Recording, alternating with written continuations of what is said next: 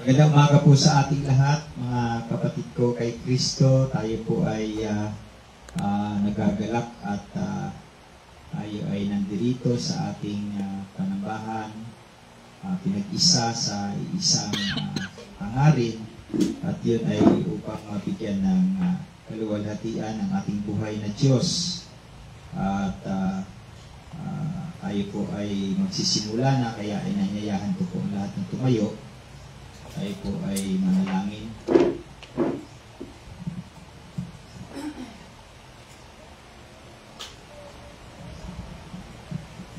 Dakilang Diyos na makapangyarihan sa lahat, kami po ay lumalapit sa inyo at nagpapakumbaba at hinihiling ang inyong kapatawaran, hinihingi ang inyong kapatawaran, Panginoon, sa aming mga pagkakasala against you, O God.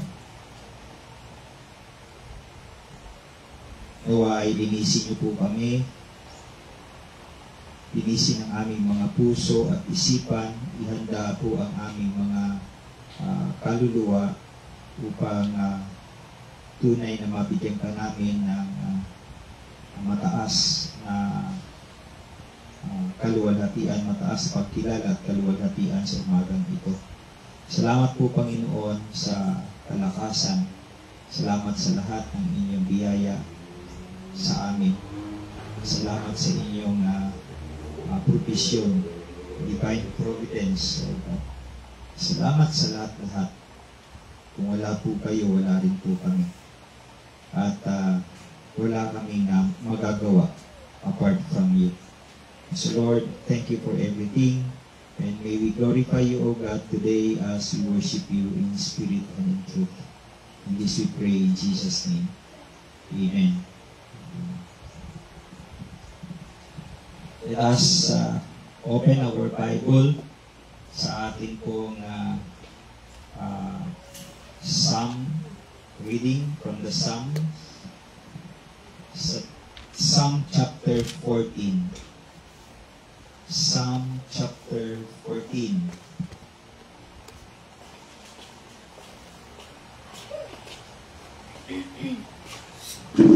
Salitan po ang ating pagbabasa. So, ako po ang mauna and then kayo po ang susunod. At sa last verse, sabay-sabay po natin basahin ito. Psalm chapter 14. The fool says in his heart, there is no God. They are corrupt. They do abominable deeds. There is none who does good. The Lord looks down from heaven upon the sons of men, to see if there is anyone who has insight, anyone who seeks after God. They have all turned aside. Together they have become corrupt. There is none who does good, not even one. Do all the workers of iniquity not know, who eat up my people as they eat bread, and do not call upon Yahweh. There they are in great terror, for God is with the generation of the righteous. You would put to shame the counsel of the afflicted, but Yahweh is his refuge. Let us all read together the last verse. Oh, that salvation for Israel would come out of Zion. When the Lord restores the fortunes of his people, let Jacob rejoice, let Israel be glad. God bless the reading of his Psalms.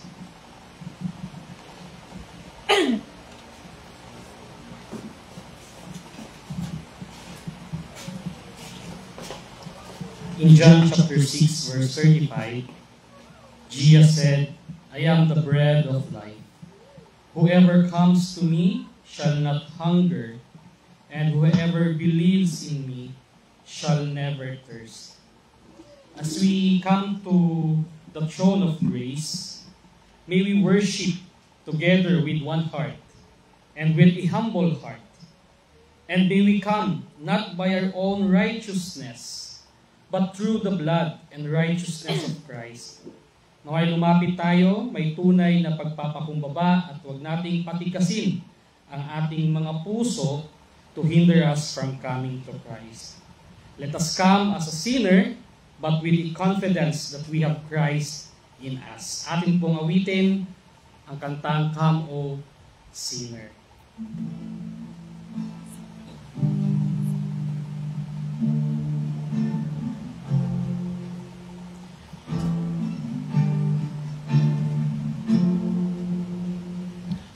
Come, O sinner, come and see Christ the Lord upon the tree.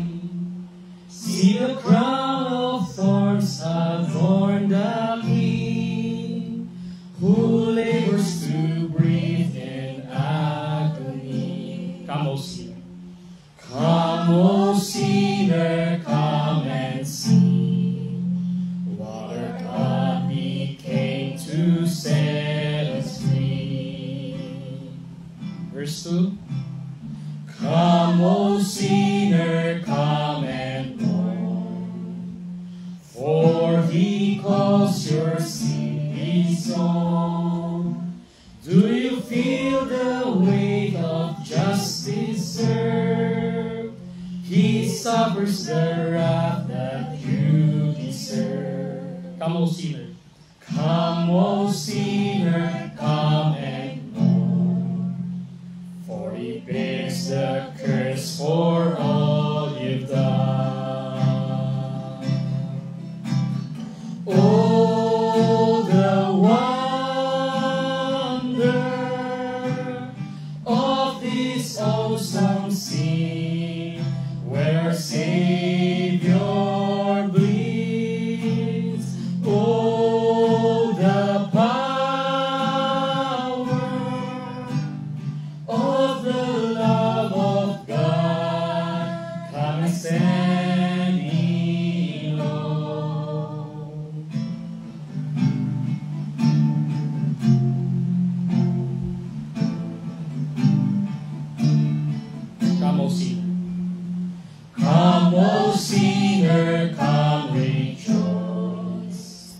mercy fills this place of scorn, for he dies to save his enemies, that all who draw near may know his peace. Amen.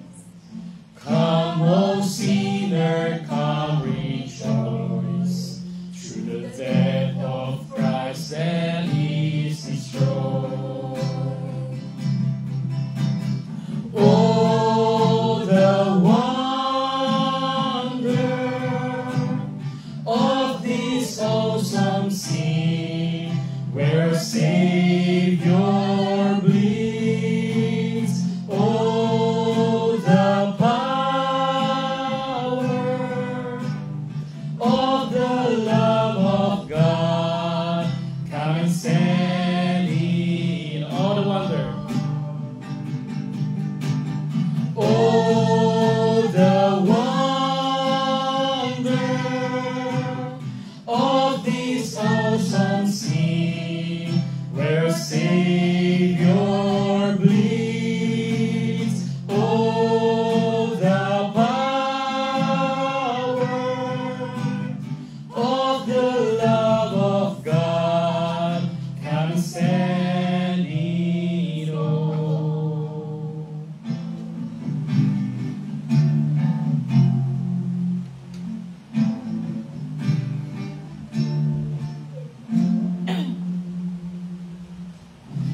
In Acts chapter 4, verse 12, ang sabi po ni Peter, sa kanya lamang matatagpuan ang kaligtasan, sapagkat walang ibang pangalan sa buong daigdig na ibinigay ng Diyos sa mga tao upang tayo ay maligtas.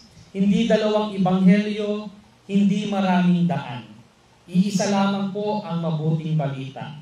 Si Kristo lamang ang tagapagligtas. Kaya sabi ni Apostle Pablo, for I am not ashamed of the gospel, for it is the power of God for salvation. Let us now sing our second song, There Is One Gospel.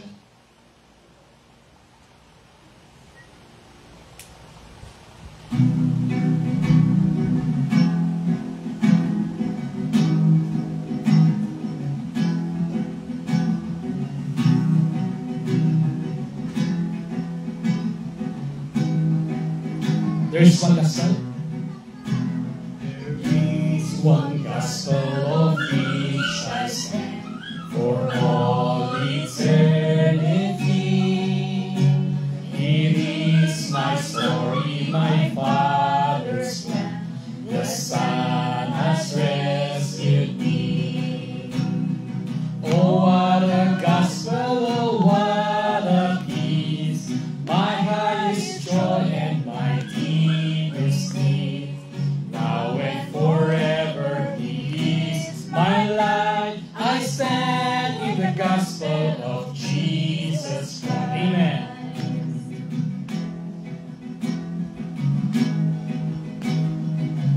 Verse 2. There is one gospel to which I cling, all else I count as lost. For there were justice and mercy, He saved me on the cross. Yes, Lord. No more I boast in what I can bring, no more I carry the weight of sin. For He has brought me from death to life. I stand in the gospel of Jesus Christ.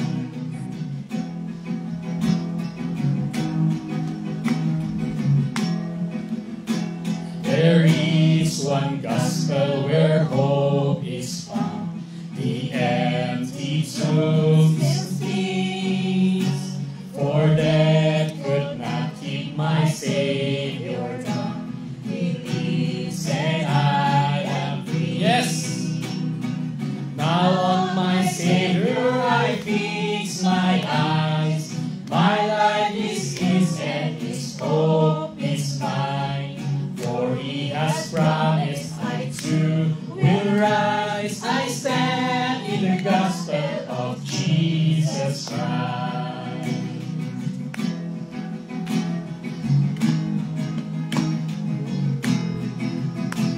And this is gospel, the church is one. We do not walk alone. We have His Spirit as we press on to lead us safely home. And when in glory still I will sing of this old story that rescued me. Praise to my Savior, the King of life. I stand in the gospel of Jesus Christ. And when in glory still I will sing of this old story that rescued me. Praise to my Savior, the King of life. I stand in the gospel of Jesus Christ. I stand in the gospel of Jesus Christ.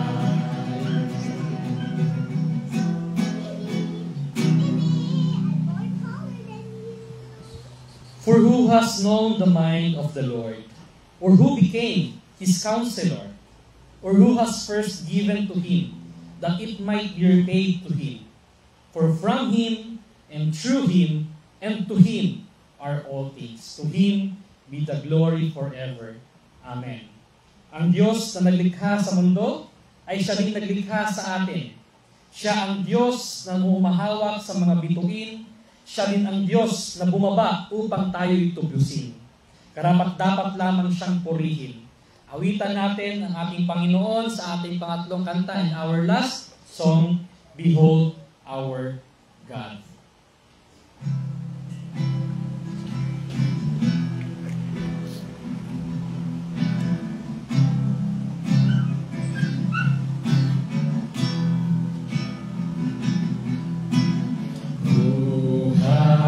Held the oceans in His hands, who has numbered every grain of sand.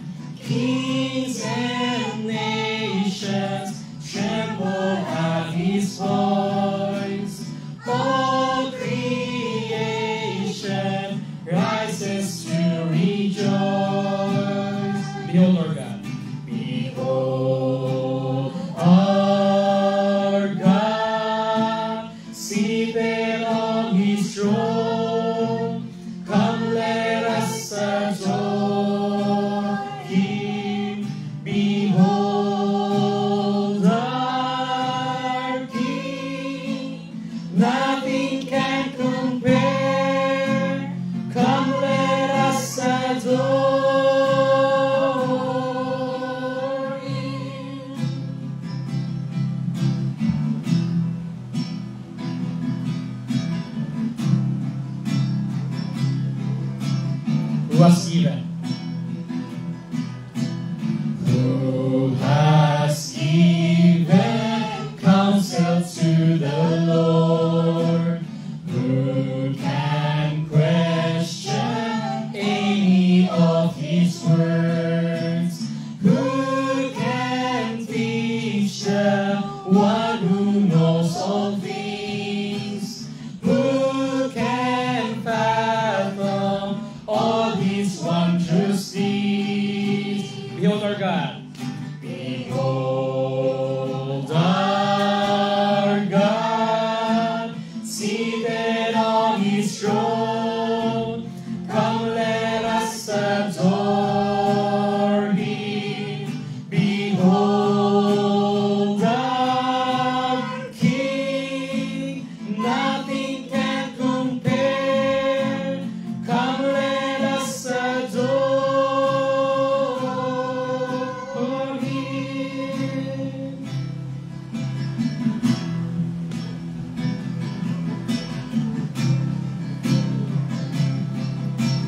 Who has felt the nails?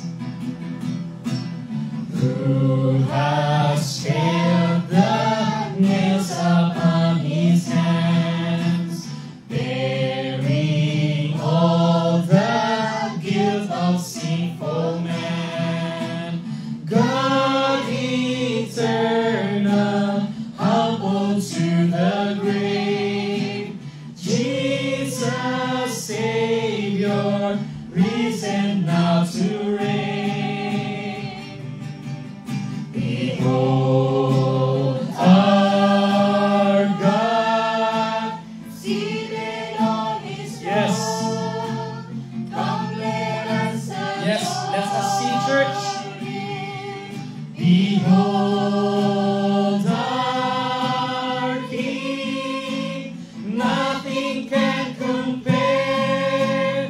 Come, let us adore him. But forever, you will reign forever. You will reign forever. You will reign forever. Behold our God, seated on his throne. Come, let us adore him. Behold our King, nothing can compare. Come, let us adore. Behold our God, seated on his throne. Come, let us adore him. Behold our King, nothing can compare. Come, let us adore him.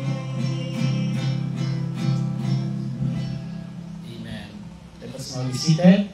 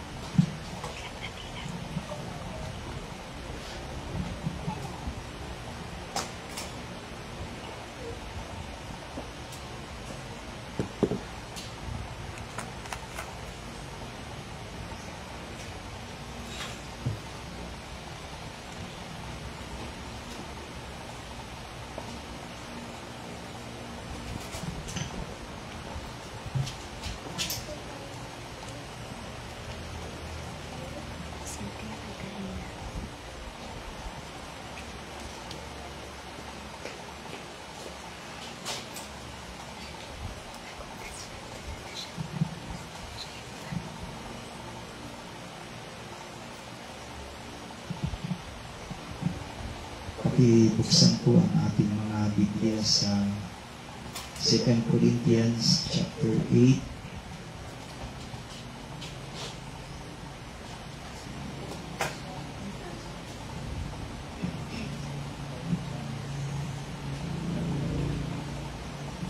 Basahin ko po sa English Standard Version.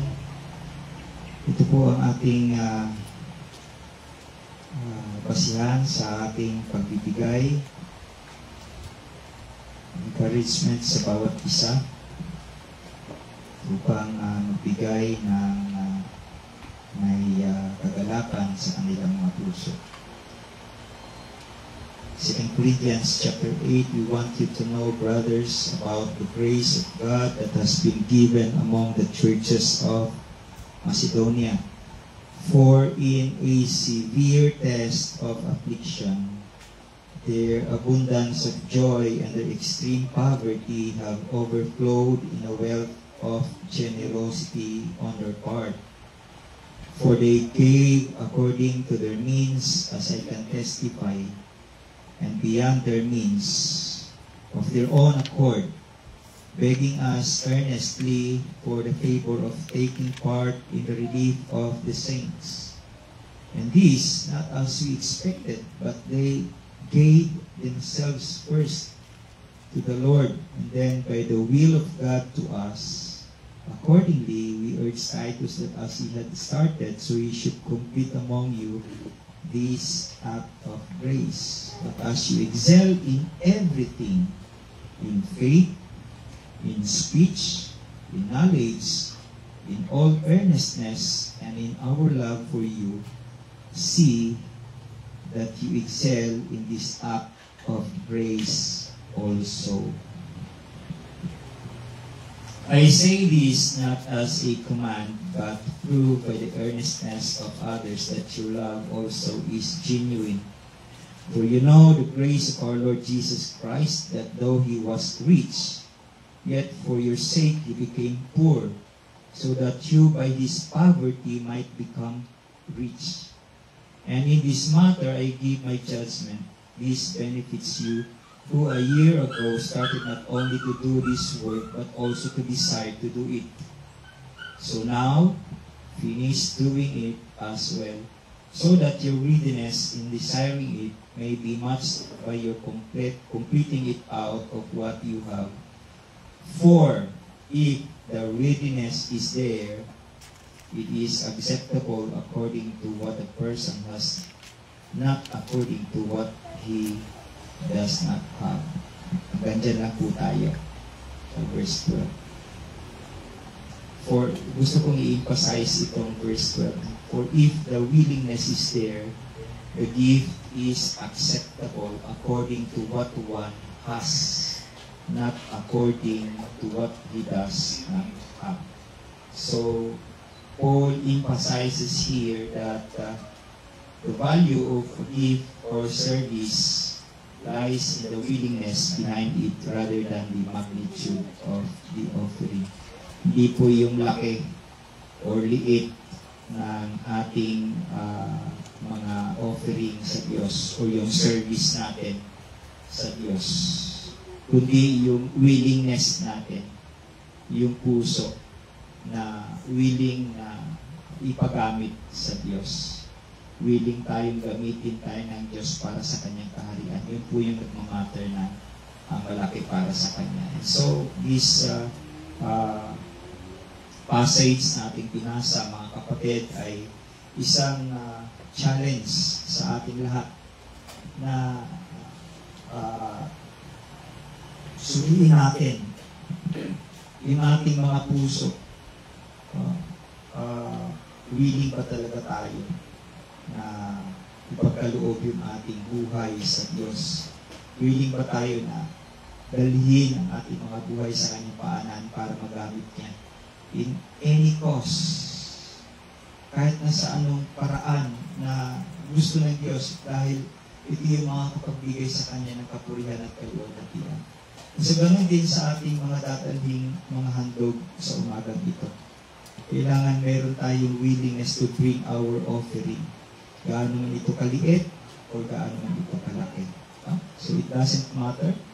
The amount is hindi po pinag-uusapan. Yung amount, ang pinag-uusapan po natin dito, and what matters most is our heart. So, from the heart comes yung sinasabi ng scripture, out of the heart. No? Doon nagmumula ang lahat-lahat. So, yung pag-ibig, yung ating pagbibigay, kailangan magmula sa ating mga puso. So, dalhin natin ang ating mga kaloob ng may kagalakan at may willingness sa ating Panginoon Jesucristo. Let us pray for our offering. Father in heaven, thank you for giving us your Son, Jesus. First, you have done the first move, O God. Ikaw yung kumilos una. Ikaw yung naghanap. Ikaw yung nagligtas. Ikaw yung nagbigay una sa lahat para sa amin. At ngayon, Panginoon, bilang inyong mga iniligtas, bilang inyong mga hinirang, Panginoon, kami din po ay magdadala ng aming mga buhay, ng aming oras, ng aming mga lakas, at ng aming mga resources para sa inyong kaharian, Panginoon.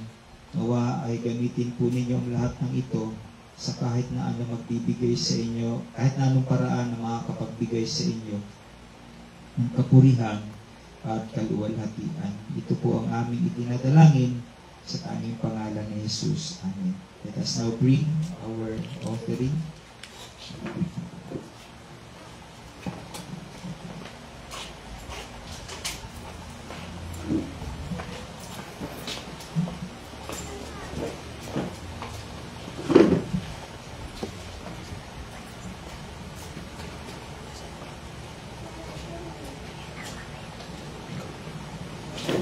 Tayo po'y tumayo at hawakan ang ating mga Biblia.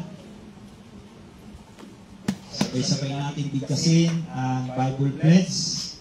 Ito ang aking Biblia. Naniniwala ako na ito ay salita ng Diyos, walang labis, walang kulang. Mamahalin ko at susundin ko ang mga ipinag-uutos dito. Sisikapin ko mamuhay sa katotohanan ito at hindi gagawin ang mga ipinagbabawal dito. Para sa aking tunay na kagalakan, sa tulong ng banal na Espiritu, tungo sa paglalahad ng Ebanghelyo ni Kristo Jesus, upang maluwalhati ang aking Diyos. Amen. Manatili lang po tayong nakatayo.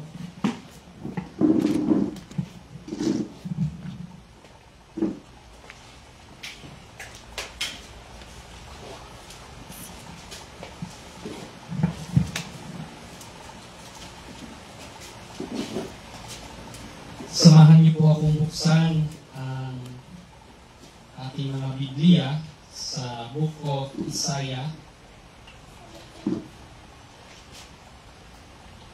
At tayo po'y nasa chapter 59. Isaiah chapter 59, and we will be reading the whole chapter.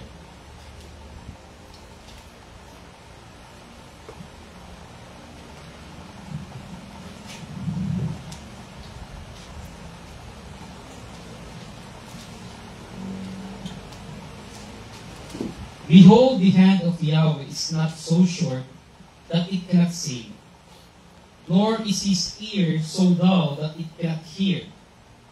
But your iniquities have made the separation between you and your God, and your sins have hidden his face from you, so that he does not hear. For your hands are defiled with blood, and your fingers with iniquity. Your lips have spoken a lie, and your tongue mutters unrighteousness. No one calls in righteousness, and no one seeks justice in truth. They trust in confusion and speak worthlessness. They conceive trouble and give birth to wickedness. They break open vipers' eggs and weave the spider's web. He who eats of their eggs dies, and from that which is crushed a snake breaks forth. Their webs will not become a garment, nor will they cover themselves with their works. Their works are works of wickedness, and a deed of violence is in their hands. Their feet run to evil, and they are quick to shed innocent blood. Their thoughts are thoughts of wickedness. Devastation and destruction are in their highways. They do not know the way of peace, and there is no justice in their tracks. They have made their paths crooked. Whoever treads on them does not know peace.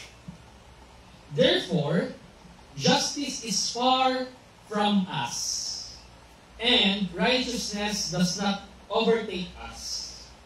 We hope for light, but behold darkness. For brightness, but we walk in thick darkness.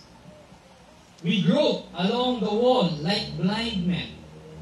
We grope like those who have no eyes. We stumble and midday as in the twilight. Among those who are vigorous, we are like dead men. All of us grow like bears and moan sadly like doves. We hope for justice, but there is none. For salvation, but it is far from us. For our transgressions are multiplied before you, and our sins answer against us. For our transgressions are with us, and we know our iniquities. Transgressing and denying Yahweh, and turning back from our God, is speaking oppression and revolt, conceiving in and uttering from the heart lying words. Justice is turned back, and righteousness stands far away. For truth has stumbled in the street, and rightness cannot enter. So it is that truth is missing, and he who turns aside from evil makes himself plunder. Then Yahweh saw, and it was evil in his eyes that there was no justice. And he saw that there was no man, and was astonished that there was no one to intercede. Then his own arm brought salvation to him, and his righteousness upheld him. He put on righteousness like a breastplate, and a helmet of salvation on his head. And he put on garments of vengeance for clothing, and wrapped himself with zeal as a mantle. According to what they deserve, so he will pay in full. Wrath to his adversaries, what is deserved to his enemies. To the coastlands he will pay what they deserve, so they will fear the name of Yahweh from the west. It is his glory from the rising of the sun, for he will come like a rushing stream, which the wind of Yahweh makes flee. A Redeemer will come to Zion, and to those who turn from transgression in Jacob, declares Yahweh. Last verse, as for me, this is my covenant with them, says Yahweh. My spirit which is upon you, and my words which I have put in your mouth, shall not depart from your mouth, nor from the mouth of your seed, nor from the mouth of your seed's seed, says Yahweh, from now and forever. Let's pray. Dear Lord, we praise you and we thank you, O God, for giving us a new life, a life that cannot be snatched from us. But before you saved us, O God, you showed us how we are guilty and how we are sinful and wicked in your sight. Just like what we have read today in your word. But because of your mercy and grace, you gave us your Son to die on the cross to save us from our sin and from the penalty of that sin. Thank you once again, O God, for reminding us your word, that in our strength and in our ability, we cannot save ourselves. And we cannot purify, we cannot cleanse ourselves from all unrighteousness that we have done throughout our life. But we thank you, Father. We thank you for your grace and mercy. You are a good Father. You are a good God. That's why we have seen the song, you deserve all the glory. And we behold you, O God, because you are the one who made all the stars and all the places, all the galaxies, and all the planets, all the animals, all the trees. And you also created us according to your image. O God, as we come to you today, as we come boldly to your throne of grace, may you see us humbling ourselves. May you see us desperately seeking your truth, desperately seeking your grace, your word, your Son, Jesus Christ. Panginoon, ang aming pong dalangin na naway maging totoo po kami sa aming pagsamba at sa aming pamumuhay bilang Kristiyano. Dahil Panginoon, lagi po namin napabasa ang inyong salita at lagi po kami napapaalalahanan na kami ay nanggaling, Panginoon, sa isang makasalanang pamumuhay. At kung tunay po kaming inyong iniligtas, ay tunay po, Panginoon, na nanaisin po namin mamuhay ng may kabanalan at nang naayon po sa inyong kalooban. Panginoon, hindi niyo po pinabayaan na kami ay sirain ng kaaway at hindi niyo po kami pinabayaan na kami ay magdusa at kami ay masira ng aming mga kasalanan. Kami ay malunod sa aming mga kasalanan, Panginoon. Hindi niyo kami hinayaan na mapariwara at mawalan ng landas. Kayo ay nagbigay, Panginoon, ng paraan. Kayo ay nag-took ng initiative. Kayo ang kumilos, kayo ang gumawa. Kayo ang nagpakita, Panginoon, ng pag-asa para sa amin. Binigyan niyo kami ng pag-asa so that we, as sinners, as dead spiritually, can come to you, can be saved by your grace, and can have this Savior who will never leave us nor forsake us, who will keep us till the end, who will give us the perseverance of our faith. Thank you, Lord, for these wonderful truths na inyo pong ipinaalam sa amin. Binuksan niyo po ang aming mga makikitid na pag-iisip. Binuksan niyo po ang aming mga pinalambot niyo po ang aming mga matitigas na puso nang sa gayon magkaroon kami ng kakayanan, ng abilidad, ng capability, at ng desire na tanggapin po ang mga nakasulat sa inyong salita. Because Lord, kung hahayaan niyo kami mamuhay na naayon sa aming mga kagustuhan at naayon sa aming mga opinions and mga perspective, ay hindi po namin kayo pipiliin at hindi po kami lalapit sa inyo. Dahil alam po namin na napakasarap po ng kasalanan, napakasarap po ng mamuhay na naayon sa aming kagustuhan.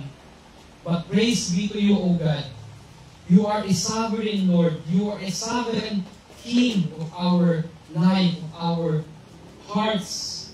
You are the kings of kings. You are the King of kings and the Lord of lords. You are the one who made everything. And you are the one who provided us the salvation that we need. Thank you for your word, O God, na hindi nyo kami pinabayaan until this very moment and even in the future. Binigyan nyo kami ng kasiguraduhan na hanggang sa magtapos ang aming buhay, kung kami ay na kay Kristo at si Kristo ay nasa amin, kami po, Panginoon, ay secured sa inyong mga kamay. At walang ni isa ang makakawala sa inyong mga kamay, Panginoon. Panginoon, dalangin po namin na nawa'y tunay namin naunawaan na we are equally guilty of sin and therefore deserve sa punishment. But Lord, thank you for saving us. Thank you na dinala nyo kami sa isang lugar na kung saan hindi na po kami mapaparusahan at hindi na rin po kami magsasuffer, Panginoon, sa aming mga kasalanan. You secure our place. You secure our paths. You secure our life. That's why, Lord, hindi po namin kailangan matakot at hindi po namin kailangan mag-worry because in your hands we are secured. In your hands we are saved. And in your hands we are counted as your sons and daughters in righteousness through our Lord Jesus Christ. May you bless us, O God, and may we bless your name as we worship you today in this day, your day, O God, the Lord's day. And may you keep your people as one, united, intact, and impactful dito po sa mundong ito na inyo pong kaming nilagay upang maging ilaw at asin sa mundong ito. Panginoon, sa mga kapatiran namin na wala ngayon dito, naway gabayan ninyo sila, ingatan niyo rin po, Panginoon, sila, naway palalahanan niyo sila kung gaano kahalaga ang pagsamba sa araw na ito at pagkakaisa sa mga kapwa mananampalataya. At sa lahat po na nandito, nanalangin po ako, Panginoon, na i-bless niyo po ang mga kanilang buhay. Kami po, Panginoon, na nagpapatuloy sa pananampalataya at pakikipag-isa kay Kristo. Tulungan ninyo kaming manatili sa aming pananampalataya at tunay na i-embrace ang inyong salita. May you prepare our hearts today as we listen to your word, and may you give us a heart that is ready to embrace your word and to apply it into our lives. May you bless us and may you bless you, O God. May we glorify you. It's our prayer in Jesus' name. Amen.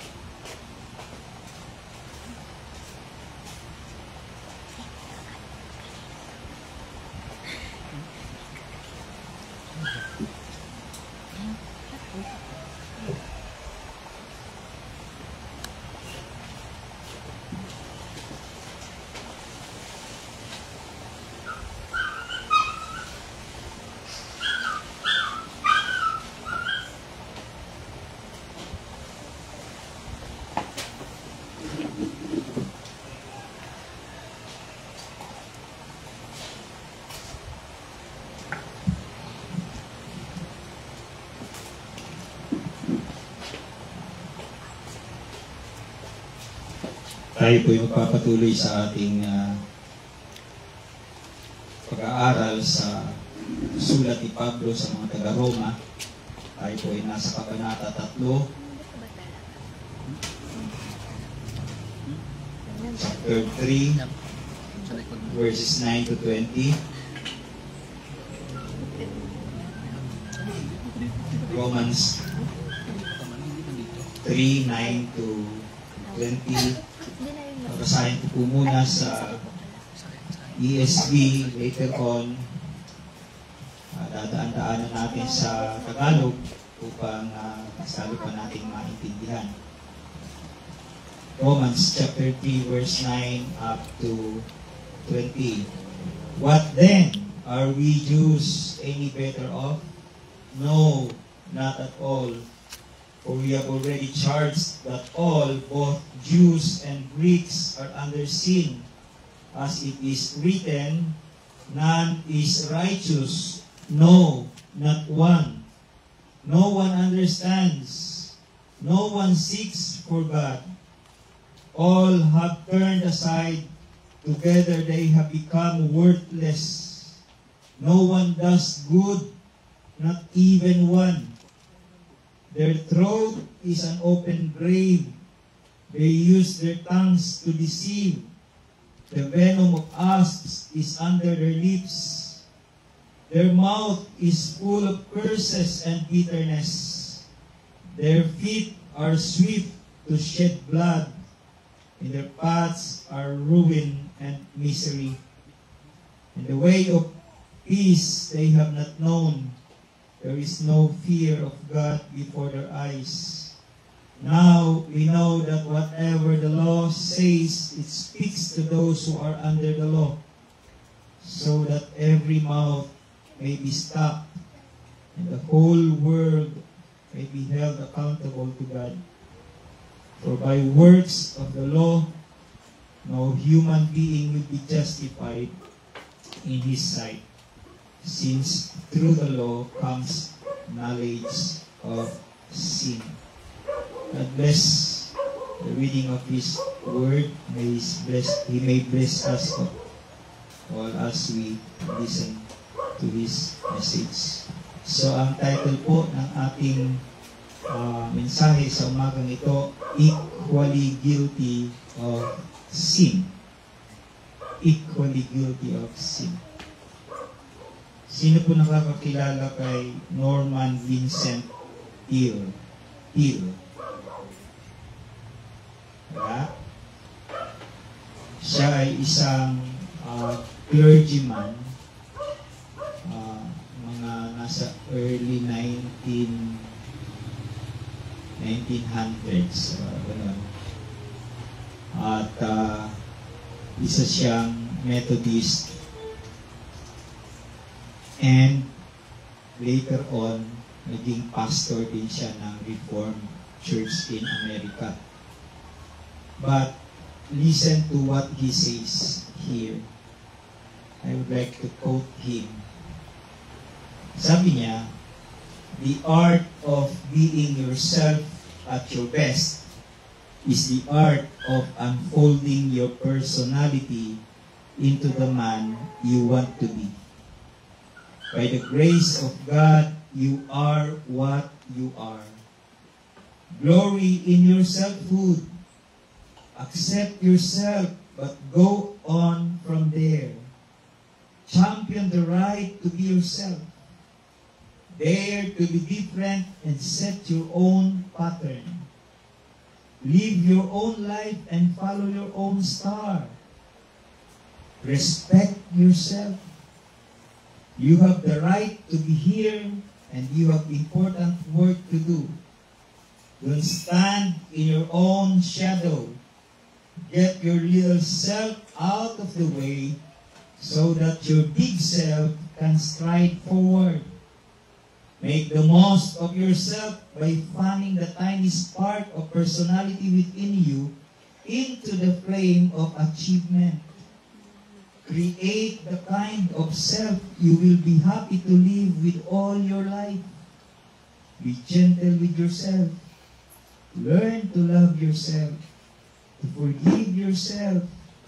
For only as we have the right attitude toward ourselves can we have the right attitude toward others. Agree? Not agree?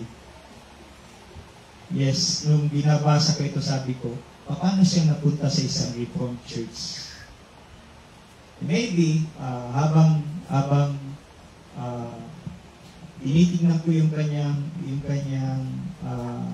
buhay, binabasa ko yung mga nakasulat sa kanya, ayun, sabi ko, pinaghalo niya yung Methodism at saka yung Reformed. But of course, yung kanyang sinabi rito ay walang katotohanan. Ito yung mga narinig po ninyo na binasa ko, ito yung mga pinakasikat na philosophy ng tao ngayon patungkol sa kanyang sarili. Okay? Yung narinig ninyo, yun yung mga pinakasikat na filosofiya ng tao patungkol sa kanyang sarili. Mabuti akong tao. Amen.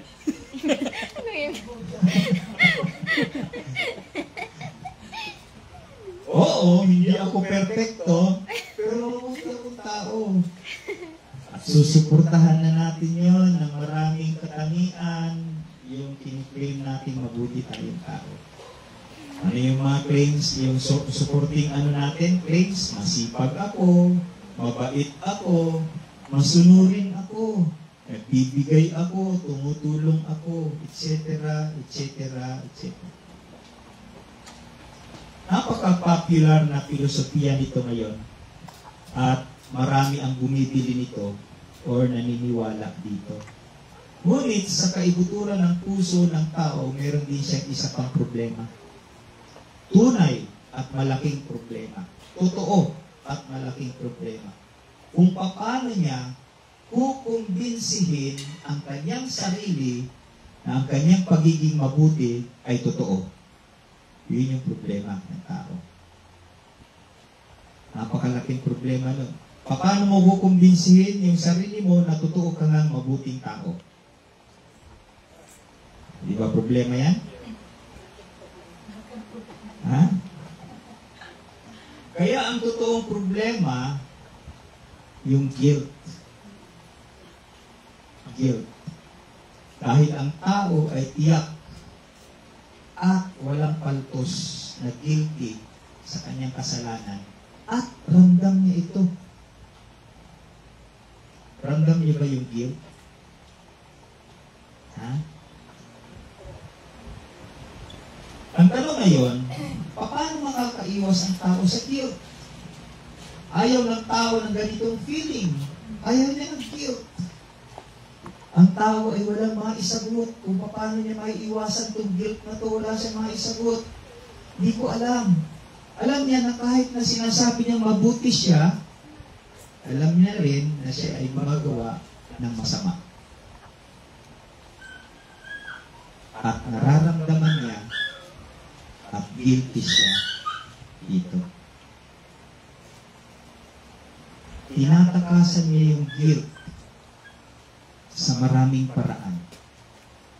Tulad ng paglalasing, droga, sugal, barkada, or kaya siya lang mag-isa. Siya lang mag-isa. Gusto niya siya lang mapag-isa.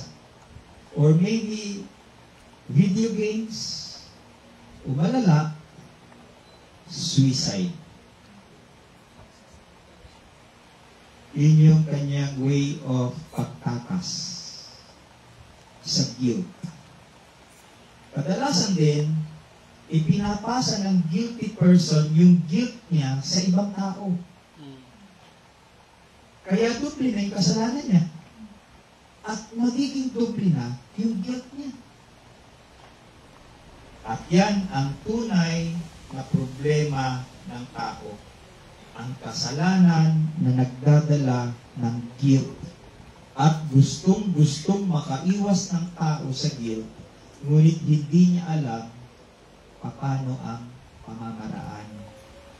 Kahit na ang pinakamahuhusay na mga psychologists and psychiatrists, hindi kayang lunasan ang sakit na ito. Yung guilt. No? Dahil ang tunay na rason bakit may guilt is sin. Kasalanan. Real sin. At malaki ang effect nito. Para itong sugat, anong nangyayari sa sugat? Nararamdaman natin. Mahapdi. Masakit. Ganun yung guilt. Nararamdaman natin. Mahapdi siya. Masakit siya. Kaya ayaw natin ng ganun. At ang church ay narito sa mundo upang sabihin sa tao ang kanyang kasalanan at guilt sa isang banal na Diyos. That is the work of the Jews. Kaya sa gospel, ito yung unang dinitil. Kasalanan. No? Kailangan makita at malaman ng tao na siya ay makasalanan at siya ay hahatulan ng kamatayang walang hanggan. Kaya sa chapter 1 pa lang ng Romans, ipinahayag na ni Pablo ang pagkamakasalanan ng tao. Kailangan niyang magsimula sa pinakaugat ng problema. At yan ay ang kasalanan. Hindi kailanman maiintindihan at hindi rin ma-appreciate ng tao ang good news kung hindi niya muna malalaman ang bad news sa kanyang buhay. Kaya sa chapter 1, Romans 1, verse 18 hanggang dito sa binasa ko, merong pagpapahayag ng kasalanan at kahatulan.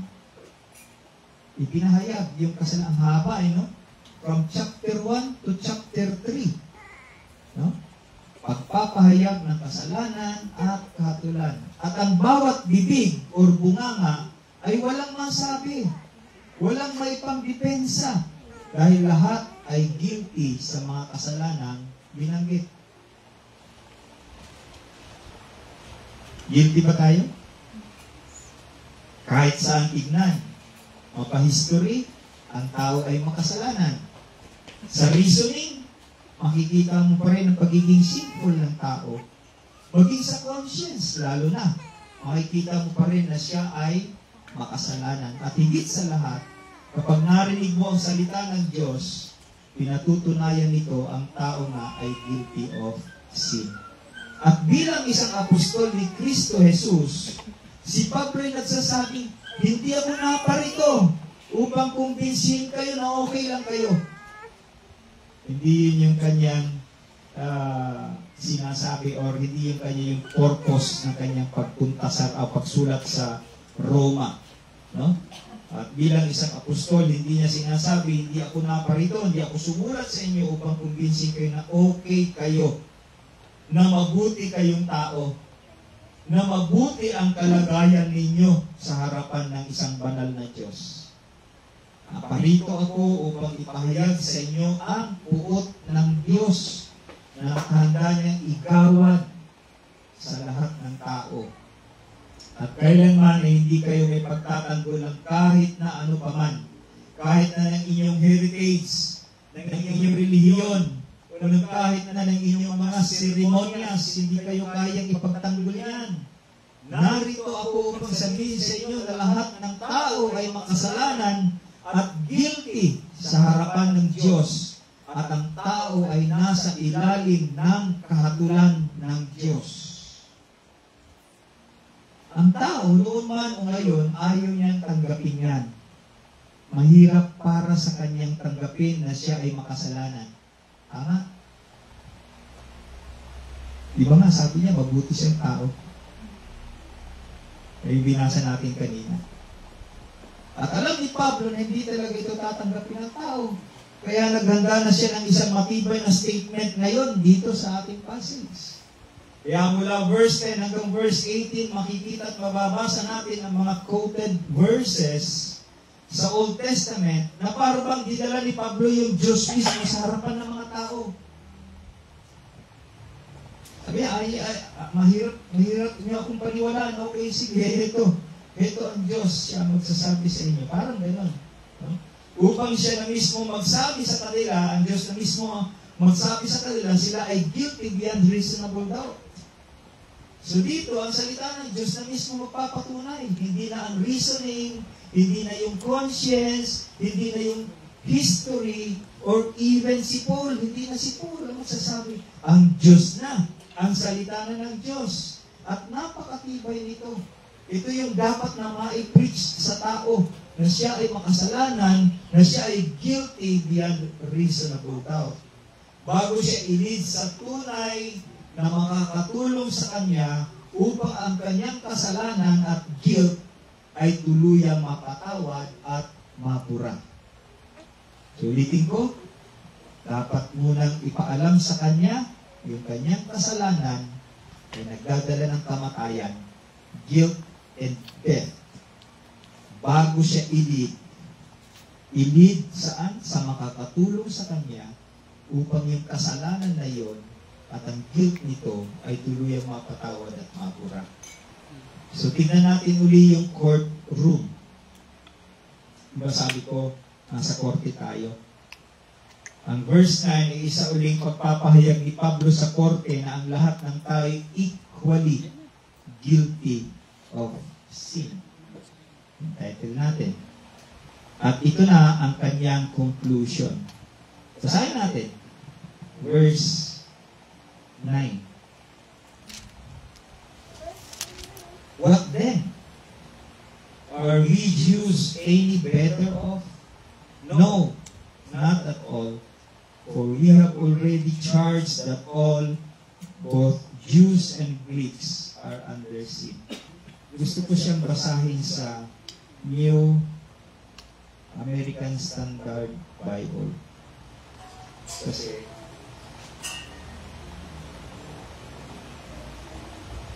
mas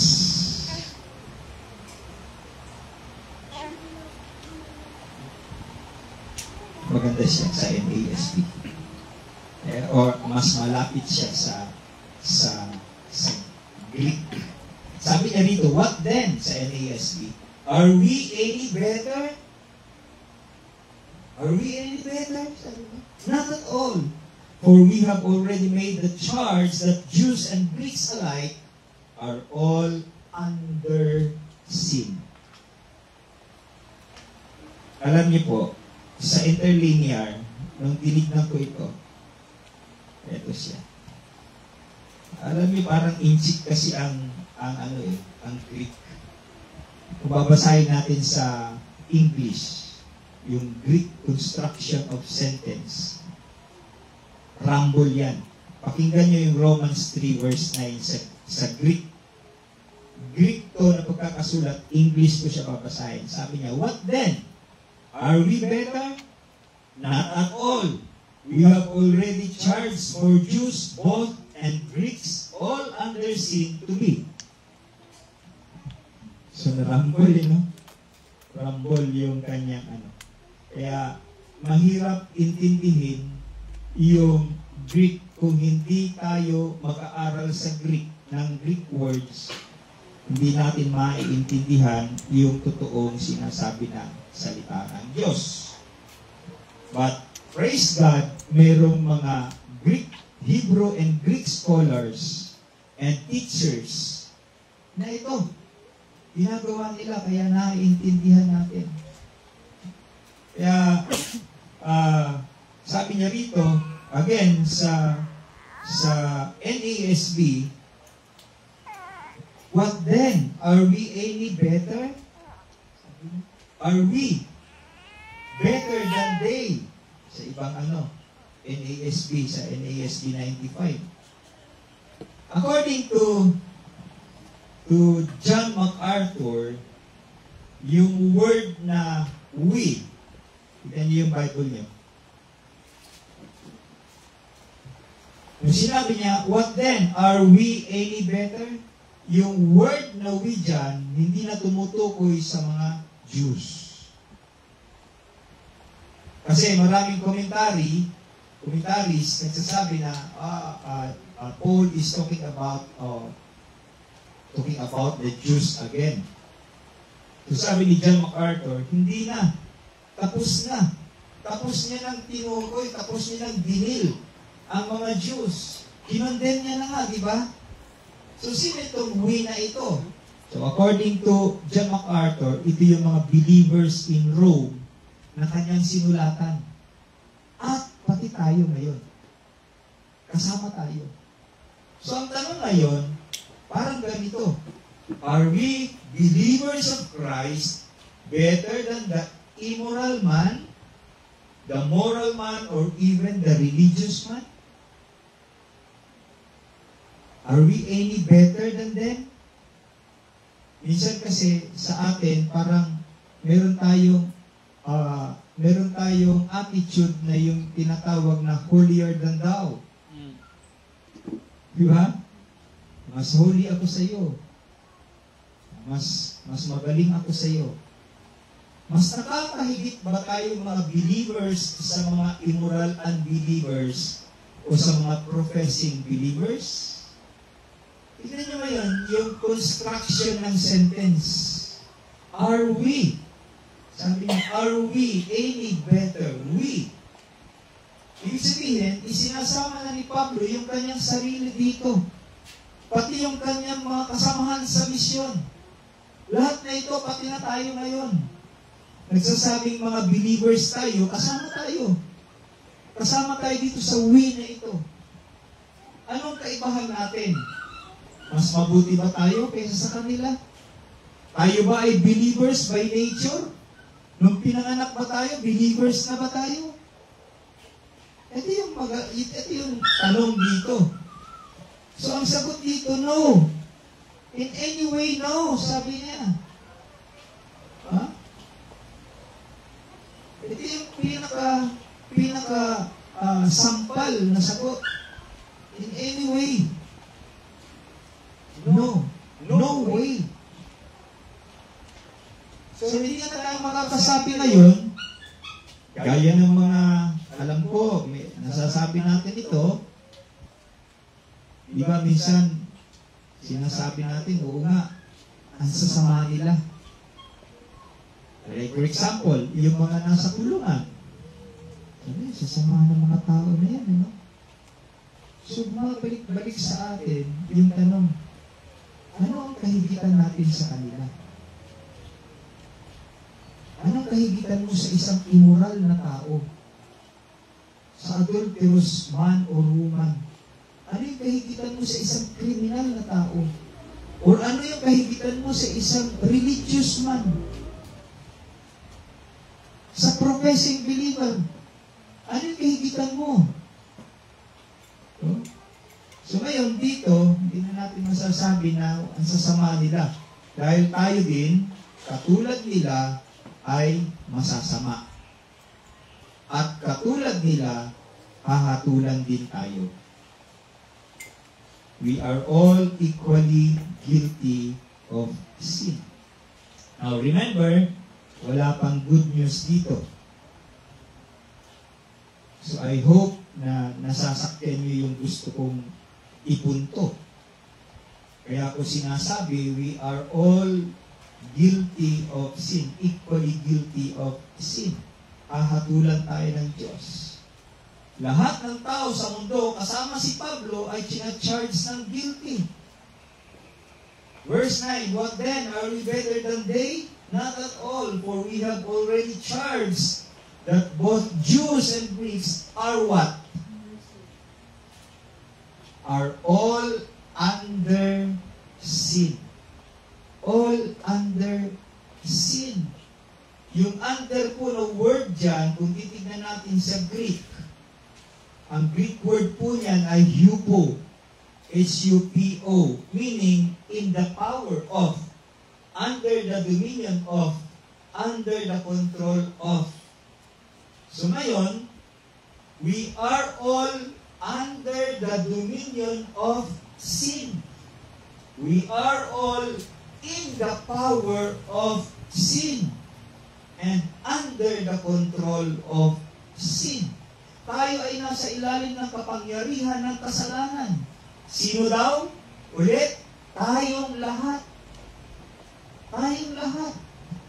So after ng arraignment, ilalatag na yung complaint o yung demanda. At ang demanda ay napakalinaw. Merong 3 kaso ang inihain against sa tao. Para malaman natin yung kaso na to, tignan natin isa-isa.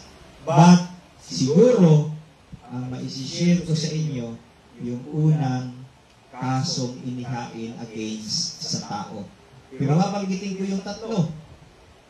Ang tao ay hinainan ng 3 kaso. Ito yung kanilang mga kaso. Ito yung kaso ng tao against sa kanyang character. Number 1, verses 10 to 12. Against sa kanyang conversation. Ano yung lumalabas sa kanyang bunganga? Yung against sa kanyang character. Ano yung nasa kalooban niya? yung against sa kanyang conversation, ano yung lumalabas sa bunganga niya? At pangatlong kaso, against sa kanyang conduct, ano yung ginagawa niya? So yun yung kaso. Tatlo.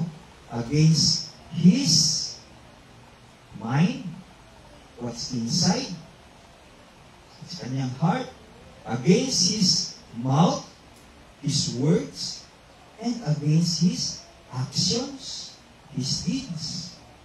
No? So, ang itatakel natin ngayon is yung una lamang, yung kanyang character. What's inside of him? Tignan natin yung kanyang kalooban. Verse 10. Ano sabi ng verse 10? Look at your Bible. Sabi niya, as it is written. Now, look at this.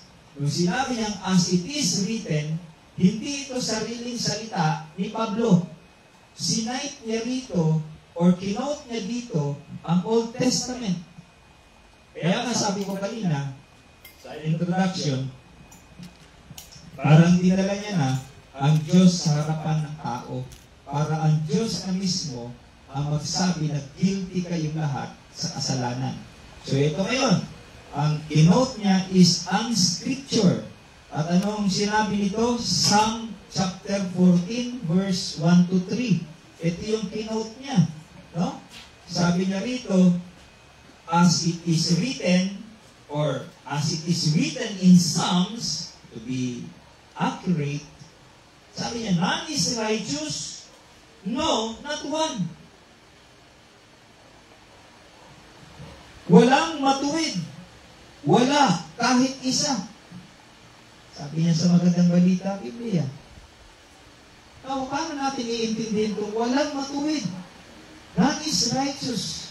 No, not one. Sabi niya, in-emphasize na talaga, no, not one. Not even one. So, kasama yung sarili niya. Kahit siya, hindi niya inaamin na siya righteous. Paano natin iintindihin ito? Para mas maintindihin natin, ano yung sinasabi ni Prophet Jeremiah sa Jeremiah 17 verse 9. Para maintindihan natin. Sabi ni Prophet Jeremiah, the heart of man is deceitful above all things. Who can know it? Deceitful above all things and desperately wicked. Who can know it? So that's the problem. So yung kalooban ng tao ay bulok, corrupt. Yan ang puso ng tao. Yung pinakasentro ng tao, the heart, is rotten. Bulok. At dahil bulok ang loob, ano mangyayari? Kapag ang isang prutas, bulok ang loob, ano mangyayari sa labas? Dahan-dahan din siyang mabubulok. Kaya kung bulok ang kalooban, so pati yung labas, magiging bulok na rin. Kaya yung kanyang pananalita at kanyang pag-uugali, bulok din.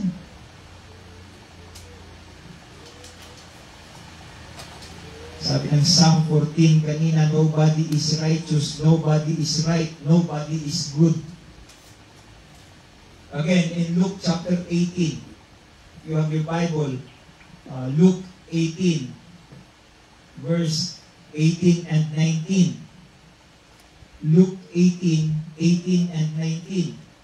Ito yung account na may nagtanong na isang young ruler kay Jesus Christ. Sabi ng young ruler na to, sa verse 18, and the ruler asked him, "Good teacher." Tigil na ako dyan. Tinawag niya si Jesus as good teacher. And Jesus answered in verse 19.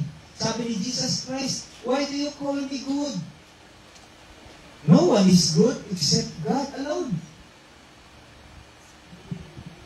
No one is good except God alone. Now, hindi to, not to misinterpret this, baka sabihin, marami nagsasabi, kita nyo na, si Jesus Christ mismo sinabi niya, ang Diyos lang ang matuwid. Hindi niya inamin na siya matuwid. No. Hindi yan ang ibig sabihin dito. Hindi yun yung interpretasyon nito. Kaya niya sinabing, only God is good because He's speaking as God. At hindi maintindihan ng tao yan. Only God is righteous. Only God is good. At yan lang ang pamantayan. Anything na mas mababa diyan, bad na. So, para mas maintindihan natin, kung halimbawa, ang good is 100, good yun, 100, yung 99.99, good pa rin ba? Ha? Good pa rin ba yung 99.99? Hindi. Bad na yun. Kasi ang pamantayan is perfection. Kung 100, 100 talaga. So kung ang 100 ang good, 99.99 is bad na. Meron lang isang perfect. At yun ay ang Diyos. At dito sa mundo, meron lang perfect and bad. Meron lang Diyos. At ang Diyos ang perfect at ang bad ay ang tao. As simple as that. Kaya sabi ng salita ng Diyos sa Matthew chapter 5 verse 48, sabi niya, be ye perfect. Be ye perfect. Kasi ayaw ng Diyos ng 99.9 lang na rating. He wants perfection. Paano natin maaabot yung perfection? Sagot? Hindi natin kaya. Walang makakagawa. Wala kahit isa. No one is righteous. No, not even one. Romans 3:23, sabi niya, for all have sinned and fall short of the glory of God. So ano na? Paano na ang tao? Anong kailangan ko gawin? Paul. Sagot, aminin lang ng tao na siya'y walang magawa at siya ay makasalanan. Yun yung gagawin ng tao. Aminin niya na siya'y makasalanan at wala siyang magagawa. So that's the first. Kung titignan natin, yung none is righteous. None, no, not even one. Wala.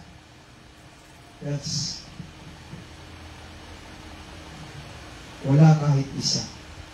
Only God is perfect and good. Pangalawa, verse 11a. Sabi niya dito, no one understands. No one understands. Sabi ng MacArthur Study Bible, humans are unable to comprehend the truth of God or grasp His standard of righteousness. Sadly, this spiritual ignorance does not result from a lack of opportunity, but is an expression of humanity's depravity and rebellion.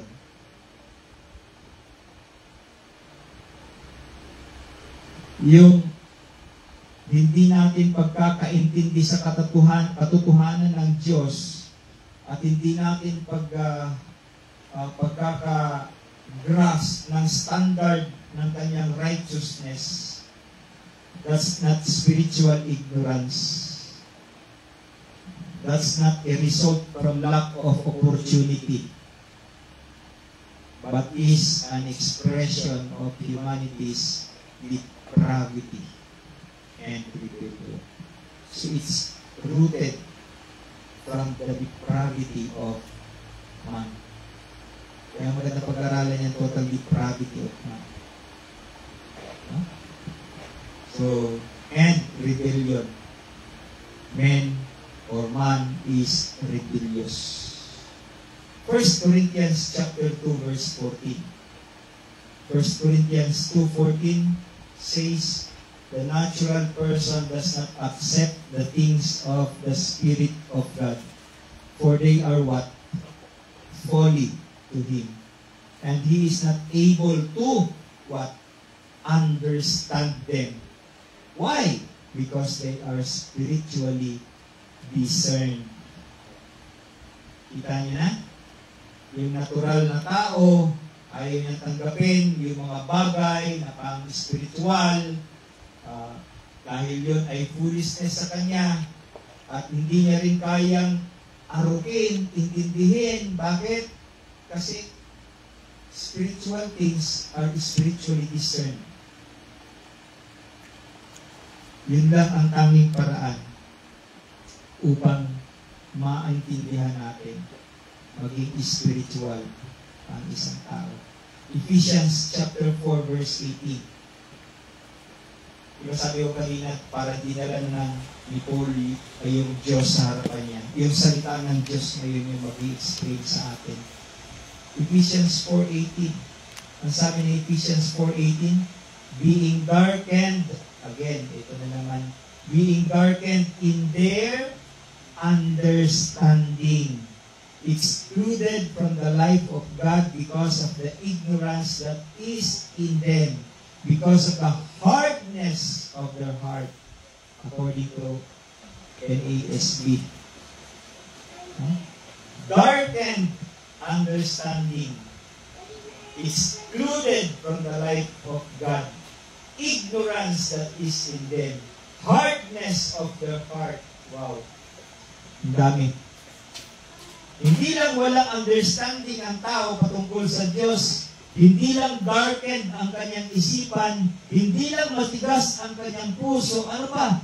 Stupid.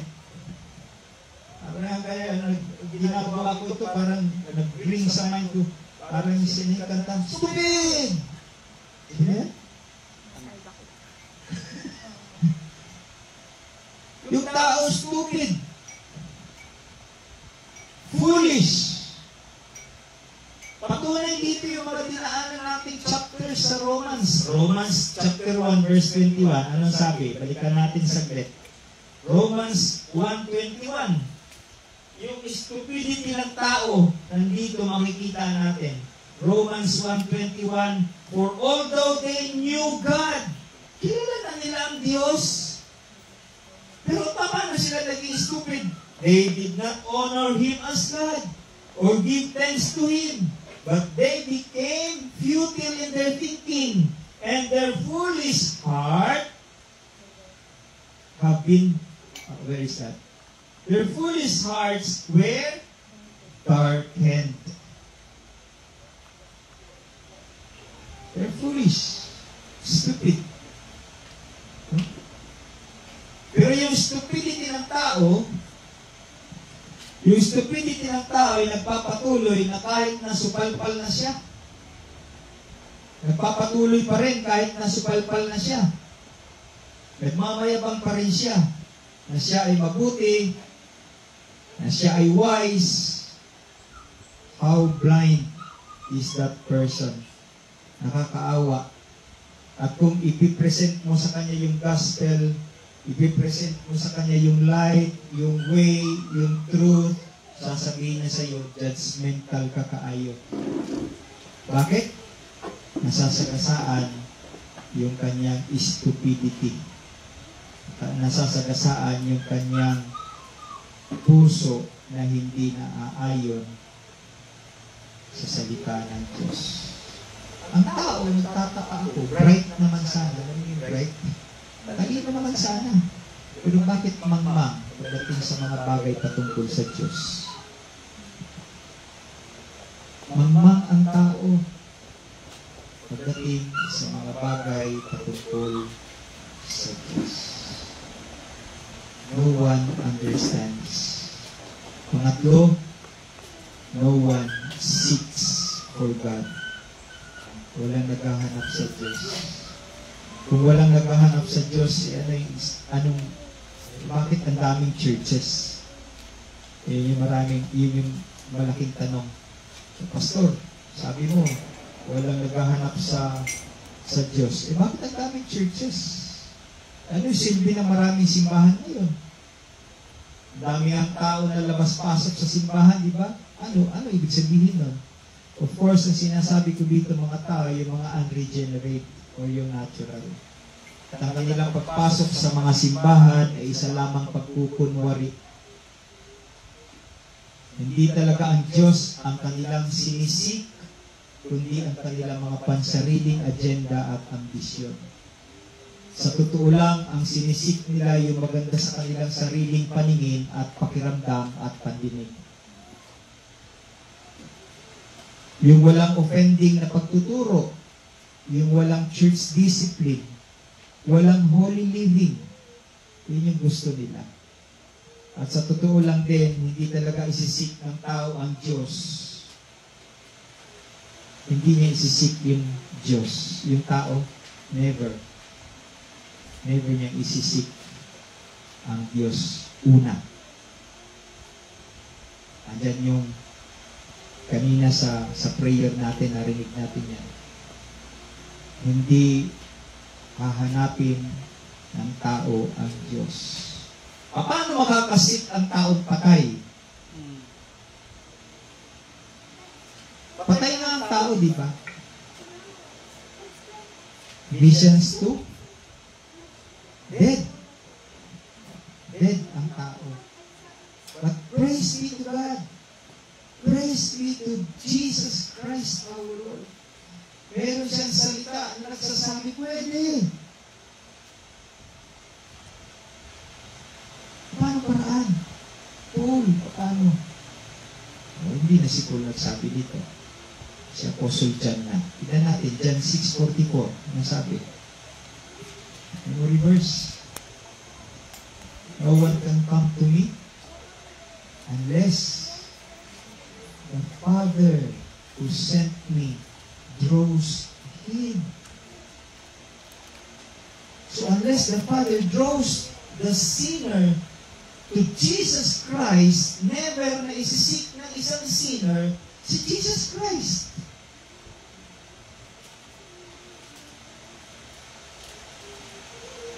Kaya walang naghahanap. No one understands. No one seeks God. Why? Kasi hindi naman talaga hanapin ng tao ang Diyos. Kasi walang makakapunta kay Kristo Jesus unless the Father draws him. And then if we jump in verse 63, John 6:63, ang sabi niya, it is the Spirit who gives life. It is the Spirit who quickens. The flesh is no help at all. The words that I have spoken to you are spirit and life. Now, pansinin natin to. So, yung verse 44 and verse 63. Ano napansin niyo dyan? Nakita niyo sa ano ninyo? Sa Bible ninyo? Let's have a Bible study here. Verse 44 and verse 63. So verse 44, sabi niya, no one can come to me, this is Jesus Christ, unless the Father who sent me draws him. And in verse 63, it is the Spirit who gives life, or the Spirit quickens. The flesh is no help at all. The words that I have spoken to you are spirit and life. Now here we can see the working of the Trinity. Nakikita natin kung paano silang united in one. United in one cause, in one goal, in one purpose. Look at this. In verse 44, the Father is the one who draws the sinner to Christ. Diba? Kasi sabi niya, no one can come to me. Sabi ni Jesus Christ, unless the Father who sent me draws him. So ang Ama ang magdadala sa isang makasalanan papunta kay Kristo Jesus. Dahil yung makasalanan, hindi siya mapupusa. Walang pakialam niyang yung makasalanan. So, unless the Father draws the sinner to Christ, hindi siya makakalapit kay Kristo. And then in verse 63, tignan natin ano ang trabaho ng Spirit. Nung dinala ng Ama ang isang makasalanan papunta kay Kristo Jesus, ang Espiritu quickens the heart of that sinner. He quickens the heart of that sinner. And then, katulad ni Pablo sa daan patungo sa Damascus, when he met Jesus Christ, meron mga nahulog na mga flakes sa kanyang mata at nakita niya ang katotohanan. Ganito rin ang mangyayari when the Holy Spirit quickens the heart of a sinner. Mabubuhay yung patay na puso ng isang makasalanan sa pamamagitan ng kapangyarihan ng banal na Espiritu. At walang pakialam ang flesh, ang laman dito, sabi niya. The flesh is no help at all. So it is the Spirit, the Holy Spirit. And then, after giving life, after giving a news, after giving a new heart to that sinner, anong gagawin ng Panginoon sa Kristo? He will give eternal life. He will save. And so the Son saves. The Father draws. The Spirit quickens. The Son saves. What a wonderful picture of love in the Trinity. At kapag nangyari ito, hindi lang yung sinner na yon, hindi lang siya hanggang salvation. It is not just salvation ang kanyang matatanggap. Of course, mayroon din sanctification. What I mean is, hindi lang siya kutob sa salvation, hindi lang hanggang salvation, tapos na ang trabaho ng Trinity. Magpapatuloy ang trabaho ng Trinity. And there goes the Holy Spirit again, sanctifying that sinner, forgiven by Christ, or redeemed by Christ. Sinasanctify siya. And then later on, ultimately, there will be glorification again. That's the work of the Father. To glorify for His glory.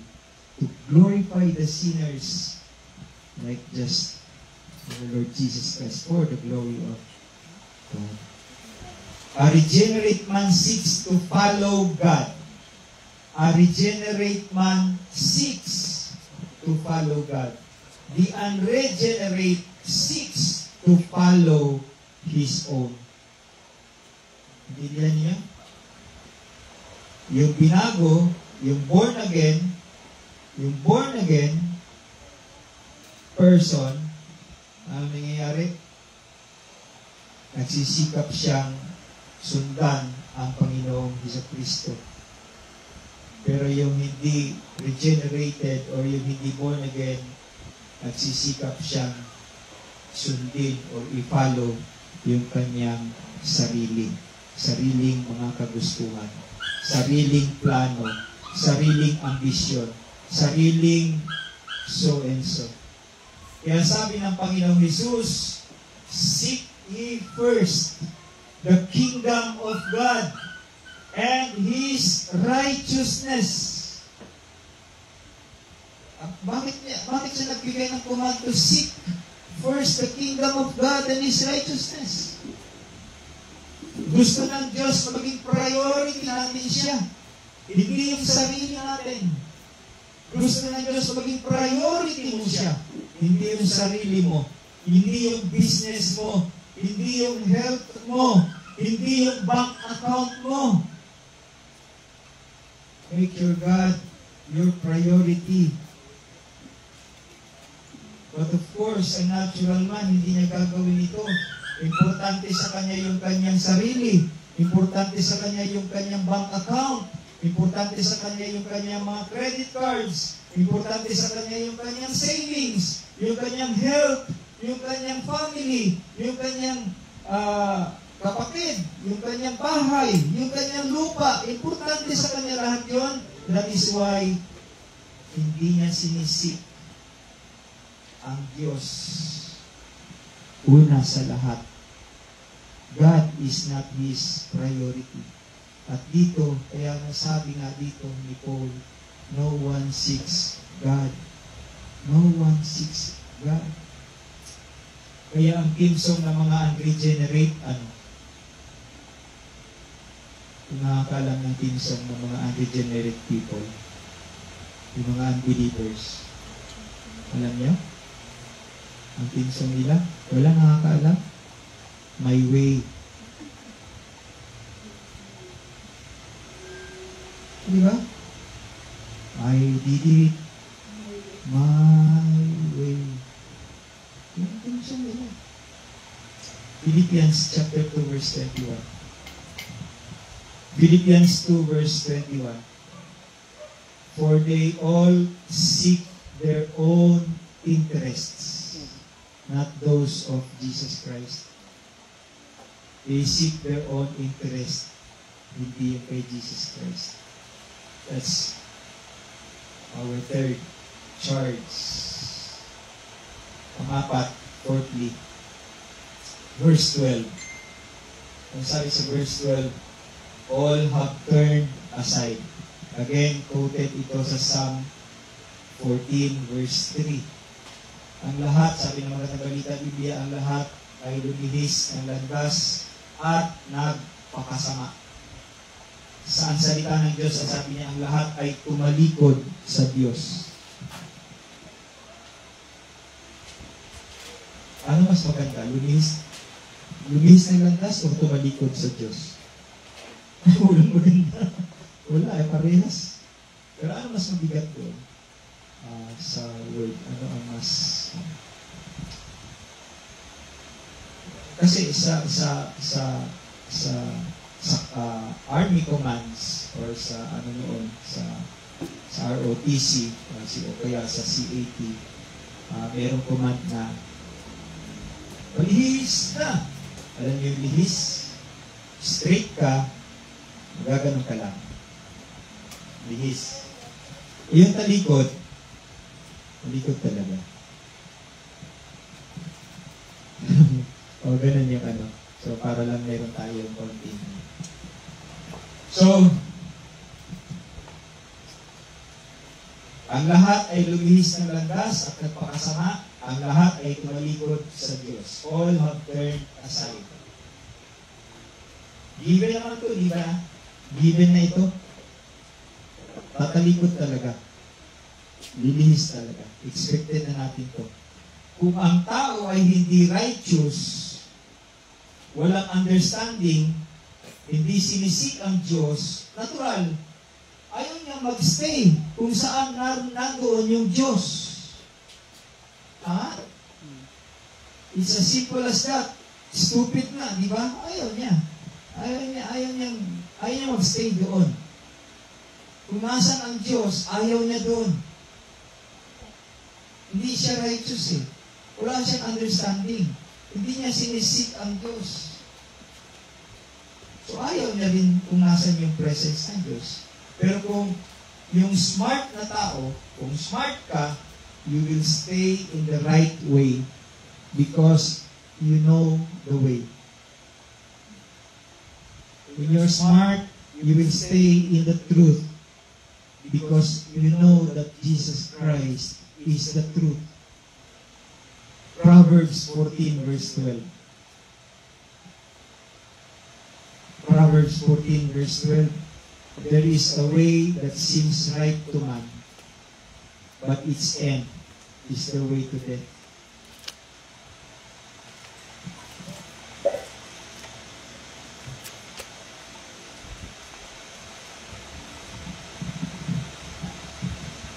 Sana lahat tayo, we understand this word.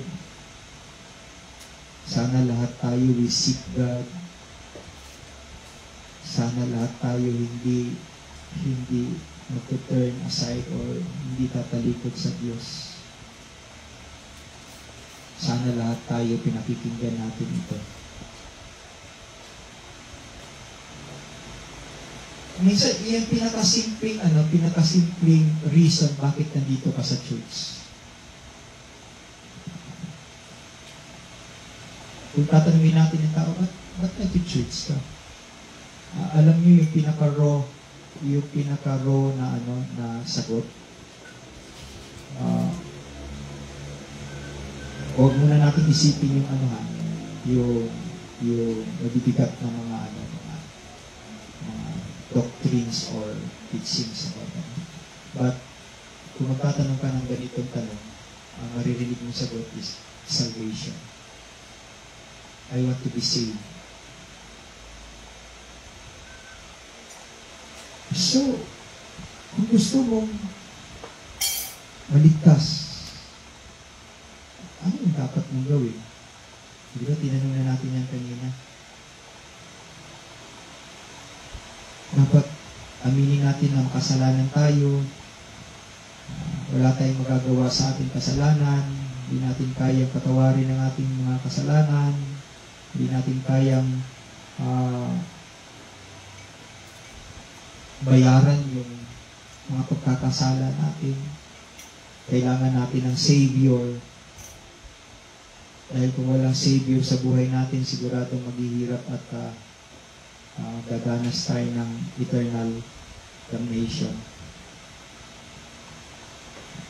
So kung yan ang iniisip natin, kung yan yung reason bakit nandito tayo para matuto tayo salita ng Diyos, sana yun yung nasa puso natin.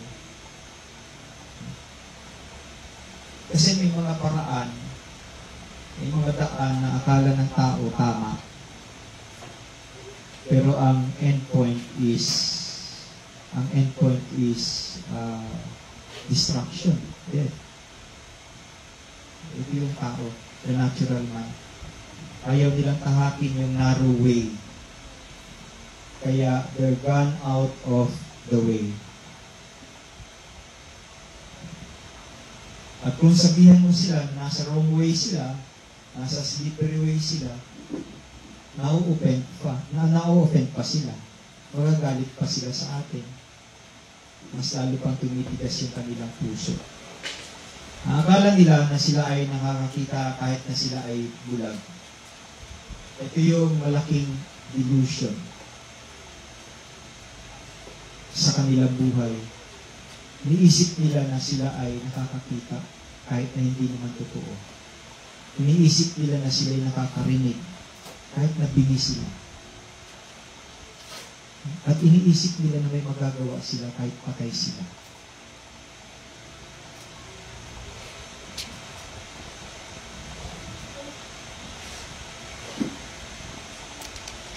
Ganyan kawawa ang tao. Nabubuhay sa isang ilusyon lamang.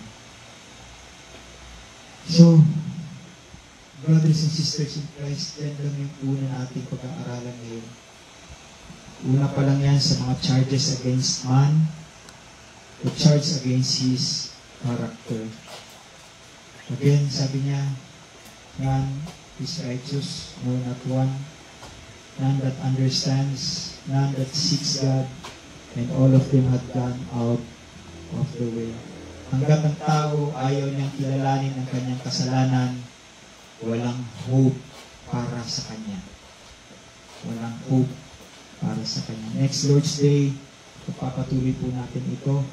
We will be talking about the words and the acts, the deeds na chinarge sa kanya, sa tao, ng Diyos. Let's pray. Let's bow our head and pray. Lord, kami po ay mga makasalanan. Wala pong mabuti sa amin. Wala kahit isa. Hindi po kami nakakahigit, Panginoon, sa iba. Ano po ang kahigitan namin sa iba? Wala. Wala, Panginoon. We are equally sinful in your sight, O God. We all fall short of the glory, O God. Ipaalala niyo po sa amin lagi ito na hindi po kami ang pumili sa inyo, hindi po namin kayang gawin ang piliin kayo. O lagi namin maalala na ikaw po ang pumili sa amin. Ikaw ang naghanap sa amin, Panginoon. Ikaw ang nagligtas sa amin. Ikaw po ang nagligtas sa amin, Panginoon. Sa pamamagitan ng inyong awa at kagandahang loob, nawa ay patuloy niyo po kaming gabayan, Lord, upang lagi namin kayong alalahanin, lagi namin kayong hanapin, at lagi namin kayong ibigin. Ingatan niyo po ang lahat sa amin, Panginoon. Ingatan niyo po kami lahat, kahit na po ang aming mga kapatid na nasa online lamang, nasa kanilang mga tahanan, nag-join sa amin through online. Ingatan niyo rin po yung aming mga kapatid na hindi namin nakasama kung meron man silang pupuntahan. Panginoon, ingatan niyo po sila. Ingatan niyo po ang lahat ng mga mananampalataya, yung mga hinirang, Panginoon. Lalo-lalo na yung mga naghihirap sa mga bansang hindi ka kilala, hindi ka welcome. Walang freedom to share the gospel. Ingatan niyo po sila, Lord. Yun lang po ang tangi namin na maiaambag, Panginoon. To pray for them. To plead for your mercy, O God. Hindi lamang para sa amin, kundi para sa kanila, O God. Lord,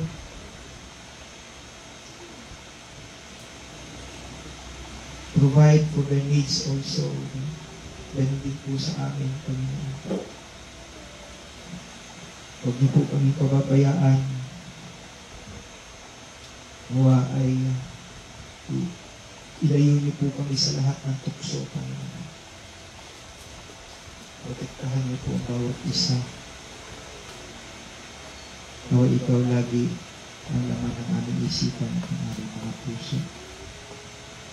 Salamat po muli. Ito po ang aming idinadalangin sa tanging pangalan ng aming Panginoon Jesucristo. Amen. Amen. Let us all stand.